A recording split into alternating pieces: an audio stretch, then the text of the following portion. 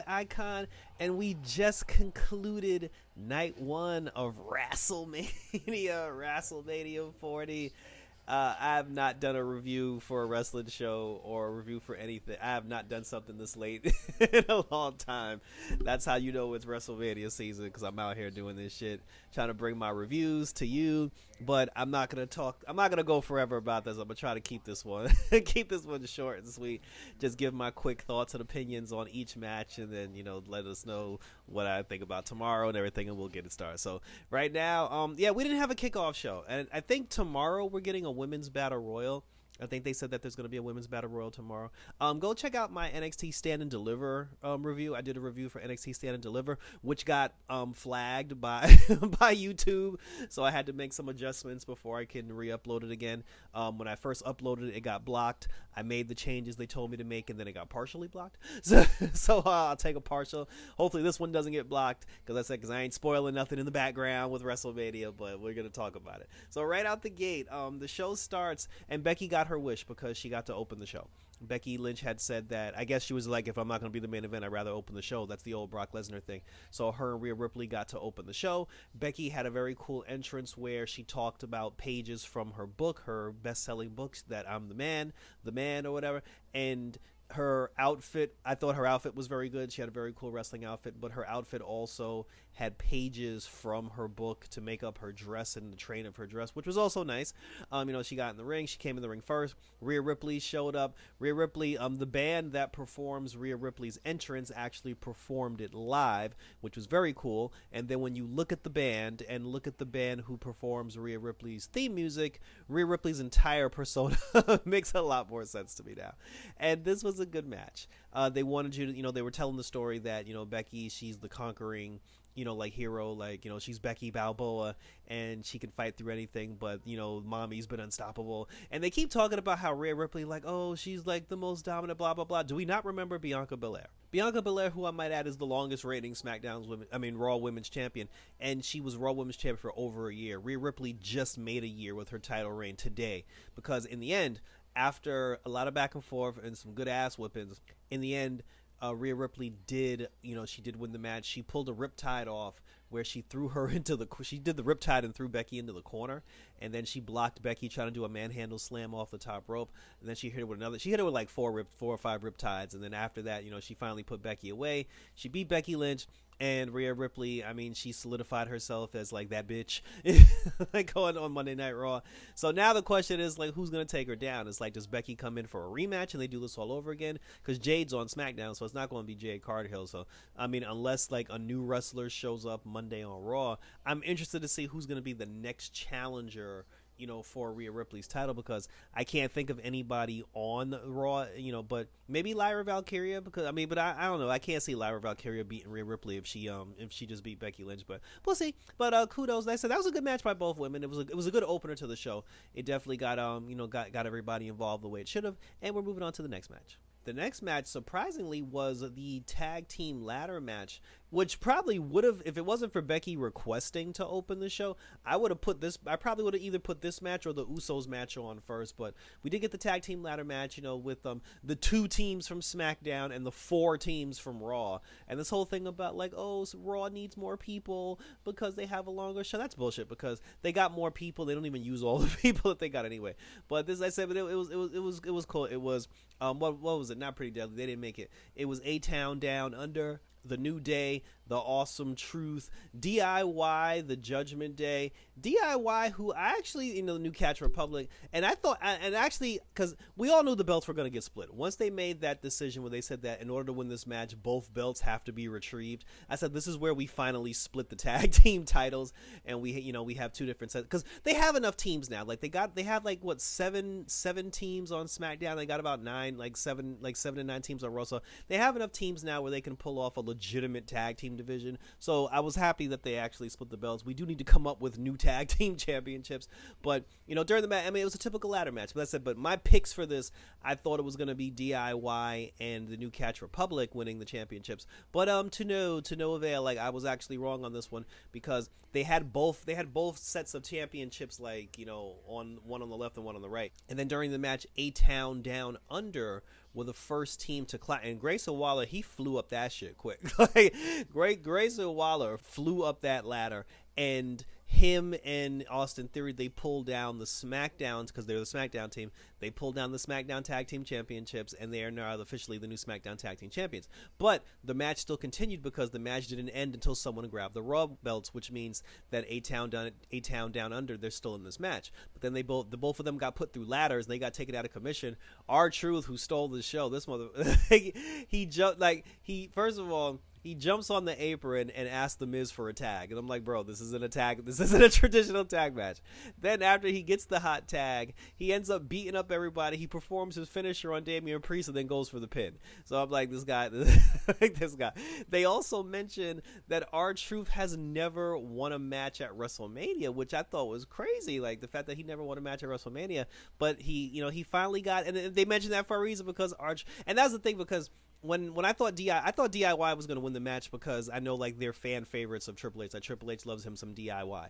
But I forgot all about the history between R-Truth and the Judgment Day, and how that had to pay off at some point. And it finally did pay off, because R-Truth, after taking out both members of the Judgment Day, R-Truth was the one who did climb the ladder in the end, and he secured the Raw Tag Team title. So the Awesome Truth are the Raw Tag Team Champions, and A-Town Down Under are the SmackDown Tag Team Champions. And I'm actually happy about that. Like, I'm looking forward to seeing where this tag division can go, especially because, we got AOP, we got the Street Profits, like, we still got Pretty Deadly. That's 3 teams already on SmackDown, and there were 2 that was already in the match, so that's 5 altogether. So like I said, I'm looking forward to this. I'm looking forward to see where it goes. And congratulations to R-Truth, because I was happy for him. Like, when R-Truth pulled that belt down and they said that he finally got his very first WrestleMania victory and his first WrestleMania moment, I actually started clapping like, for R-Truth. So kudos to them. Maybe I'll put him and Miz as a tag team actually in the 2K4 video game, and we'll see how it goes. The Awesome Truth. The next match, it was Latin time here at WrestleMania, where we had Legado del Fantasma along with Dominic Mysterio, and I was about to call her Carmen Electra. Electra Lopez was looking bomb, in the outfit that she wore tonight, but it was Legado del Fantasma along with Dirty Dominic Mysterio versus the LWO, with Andrade El Idolo. He came out, Selena Vega had the outfit that she wore on SmackDown, and I thought that Carlito was going to turn on the LWO. Maybe he still will. He'll probably still turn on them. I thought he was going to turn on them because Rey Mysterio had 2 opportunities to choose Carlito as his tag partner for WrestleMania. And first he chose Dragon Lee, and then the second time he chose Andrade, and he left Carlito out in the cold. So, I still think at some point Carlito is going to turn on him. But in the end, thanks to some assistance, because these 2 really gigantic, like 7-foot, 300-pound, like luchadors came out of the crowd at some point during the match. And when they came out of the crowd, they actually beat up Dominic Mysterio, which allowed Rey and Andrade to jump Santos Escobar. And they hit the frog splash on Escobar. Rey got the pin. The LWO reigns supreme. Dominic Mysterio is now 0-2 at WrestleMania, and he's also 0-2 versus his daddy. And then when the 2 big gigantic luchadors took their mask off, they ended up being football players from the Philadelphia football team, which I thought was cool because it got them involved. And the nicest that they weren't Spanish. I don't think they were Spanish, but hey, they had the mask on. They helped out Rey Mysterio. So good match. And I said, it was everything that you expected to be a good, high, fast paced match. And then we're moving on to the next one. And kudos to the LWO. Even Cruz del Toro, he did his catapult thing, which was nice. I said it was a good match. I enjoyed it. It wasn't as good as Dominic versus his dad one-on-one, but it was still a good match with everybody involved. Then after that, we got brother versus brother. And this one, honestly, I thought it was, like, first of all, I thought this was going to be better than it actually was. It was good. Like, I'm not saying it was a bad match. It was by no means a bad match. It was a good match, but it didn't have the excitement or, like, the thrills that I thought it would have, which kind of, like, downed me a little bit.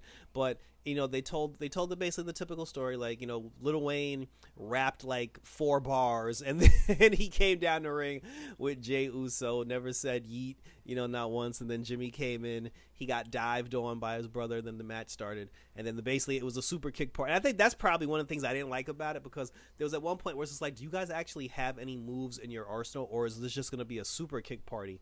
And it turned out to be a super kick party. And then, but towards the end of the match, Jimmy tried to play the I'm sorry card, where he was apologizing to his brother, and he was just like, forgive me for everything I've done. Jay got suckered in, and then Jimmy hit him with the super kick, tried to hit him with the splash. Then he dodged it. He hit him with his super kick, hit him with his splash, and then main event Jay Uso, he defeated his brother. He's no longer his brother's keeper, and then he just stood there looking dazed and confused as the whole crowd was like bouncing up and down doing the Jay Uso thing. But like I said, it was an okay match, but I just thought it would have more fire to it, which it didn't.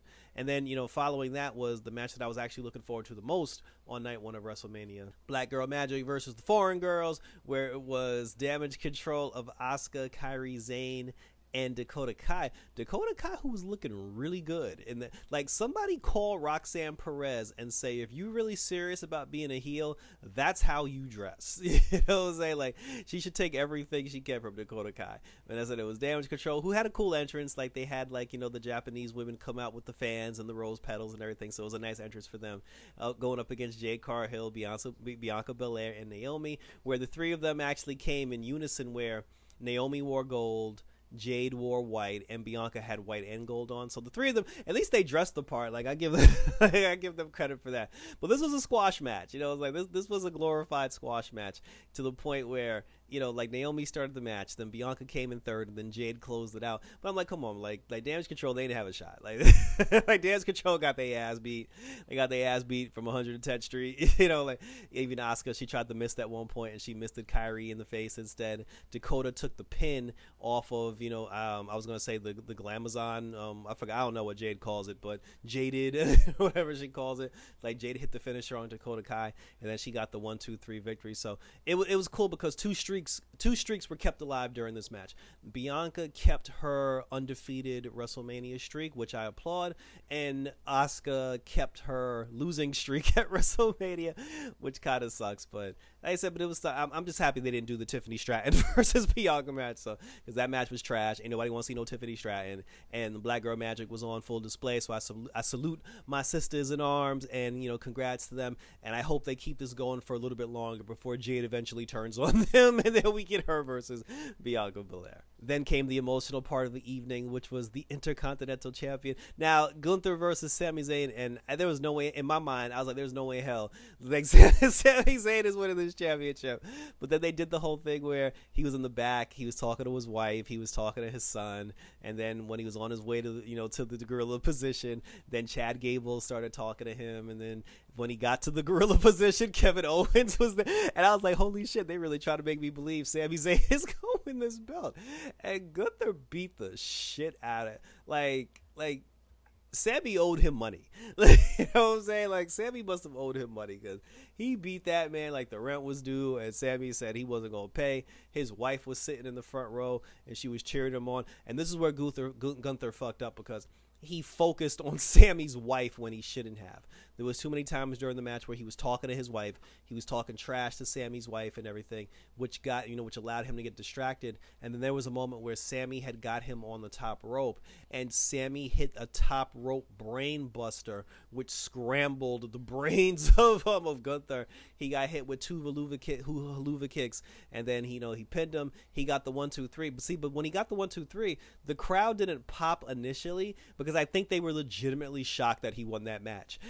And then after he won the match, when the crowd realized he won the match, then everybody got excited. Everybody started tearing. And I'm not gonna lie, like, I got a little choked up, because when he went over and hugged his wife, and he kissed his wife and everything, and then he held his wife's arm up, and everything, I got a little choked up. I was happy for Sammy, because out of everything Sammy did with the bloodline stuff, and then losing to Roman Reigns, they owed him a big win. So he didn't get a chance to beat Roman Reigns, but for him to end Gunther's streak is a very big deal. And having Sami Zayn as the Intercontinental Champion continues the prestige that championship deserves.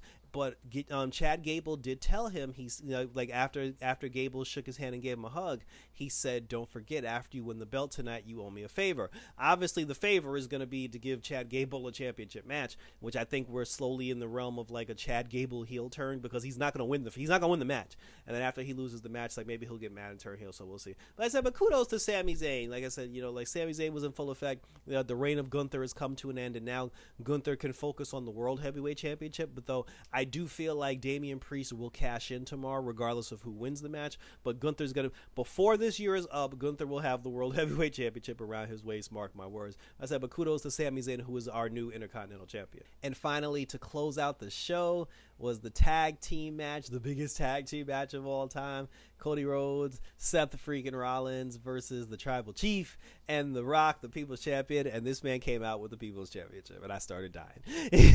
Like, The Rock came out. He legitimately came out because at the Hall of Fame, if you didn't see the Hall of Fame, Muhammad Ali got inducted into the Hall of Fame, and his wife accepted, I guess his wife, his ex-wife or somebody, accepted on his behalf. And when she accepted the Hall of Fame induction, she called out The Rock. And when The Rock came out, she presented The Rock with a title belt, which was called the People's Championship. And I just thought it was a symbol from Muhammad Ali passing down the People's torch over to The Rock. This motherfucker came out with the belt. He came out with the belt at WrestleMania. So this is gonna be in the video game for 2K 2025. But it was still cool to see.